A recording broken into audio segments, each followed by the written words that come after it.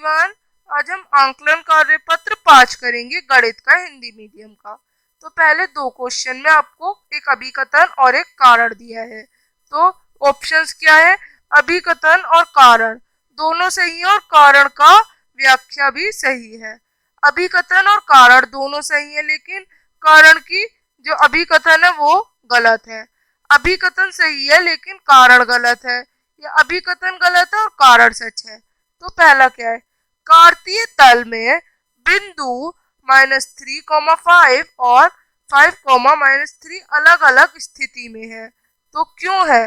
कारण बता रखा है, यदि x y के समान नहीं है तो x, y भी y, x के समान नहीं होगा। तो ये बिल्कुल सही है दोनों। तो हमारा कौन सा ऑप्शन सही आएगा कि अभिकथन और कारण दोनों सही है और कारण का अभिकथन भी सही वाक्य में की गई है। अब अभिकथन, एक रैखिक युग्म के दोनों कणों का समभाजित समकोण पर होता है। तो यदि दो आसन्न कोणों का योग 180 है तो कोणों की गैर उभयनिष्ठ भुजाएं एक सीधी रेखा में होती हैं। तो रीजन और ये दोनों करेक्ट है, तो हमारा ये करेक्ट आ जाएगा। अब आगे के क्वेश्चंस के संग बढ़ते हैं। बिंदु -2, 3 स्थित है, कौन से में स्थित होगा? इसके साइंस देखते हैं, एक ऋणात्मक है एक धनात्मक है, तो ये दूसरे चतुर्थांश में आएगा। अब x अक्ष में बिंदु 2, 4 की दूरी है, तो 2, 4 की दूरी बतानी है x अक्ष पे, तो 4 मात्रक आएगी। अब आगे बढ़ते हैं, निम्नलिखित में से कौन सा कथन असत्य नहीं है? तो एक रैखिक युग्म बनाने वाले आसन्न कोणों के समभाजित एक समकोण बनाते हैं। अब 2, 3 का भुज है, 2, 3 का भुज क्या होगा? भुज x अक्ष का होता है, तो x अक्ष क्या है? 2, तो x अक्ष हमारा 2 भुज होगा। अब बिंदु PQRS में चतुर्बिंदु के लिए बिंदु S के निर्देशांक बताने हैं, तो आपसे भी निर्देशांक बताएंगे। तो हमारे निर्देशांक आएंगे 1/2, -1, -1 और 4/2 है। तो ये हमारा होगा इस तरह से कुछ, ये वाला पॉइंट। तो इस तरह से आप ये बनाएंगे एक पैरेललोग्राम। तो यहाँ पे ये वाला जो है, ये जो है बॉक्स हमारा, ये सही है। अब आगे बढ़ते हैं अगले प्रश्न के संग कि यदि AOB एक सीधी रेखा है तो x का मान, तो O जो एंगल O है वो x के समान हो जाएगा, वर्टिकल अपोजिट एंगल है, तो 3x हो जाएंगे।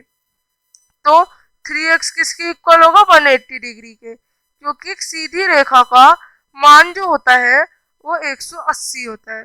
तो x क्या हो जाएगा? 180 को भाग कर लेंगे 3 से, 60 डिग्री, तो x 60 डिग्री होगा।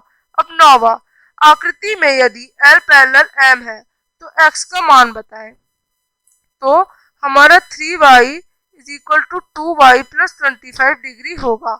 अब ये क्यों होगा? अल्टरनेट इंटीरियर एंगल्स है, इस वजह से ये हमारा ऐसे होगा। तो हमारी 3y - 2y हो जाएगी, तो ये किसके इक्वल आ जाएगा? ये इक्वल आ जाएगा हमारा 25 डिग्री के। तो y जो है वो कितना है? y का मान कितना है? 25 है। अब x का मान निकालना है, तो ये दोनों एक वर्टिकली अपोजिट एंगल बना रहे हैं, तो 2y + 25 डिग्री = क्या होगा? x + 15 डिग्री होगा। तो अब हम यहाँ पे y की वैल्यू, y का मान लगाएंगे, तो ये हमारा क्या आएगा? ये हमारा आएगा 50 + 25 = समान है x + 15 डिग्री के। तो 75 डिग्री = x + 15 डिग्री। अब यहाँ पे 15 को घटा देंगे 75 से, तो x क्या आएगा? x हमारा आ जाएगा 60 डिग्री। तो आप इस तरह से x को निकाल सकते हैं। तो आगे बढ़ते हैं, यदि x और y माप वाले कोण है, एक पूरक युग्म बनाते हैं यानी 90 डिग्री का, और निम्नलिखित में से किस माप से कोण एक संपूरक योग बनाएंगे? तो संपूरक योग कितने का होता है? 180 का।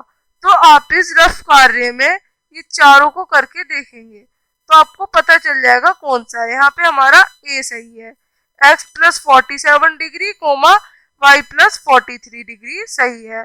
तो ये हमारा सही है, ये सीधा सीधा 90 हो गया और यहाँ पे हम 45 डिग्री की वैल्यू लगा देंगे तो ये हमारा आ जाएगा।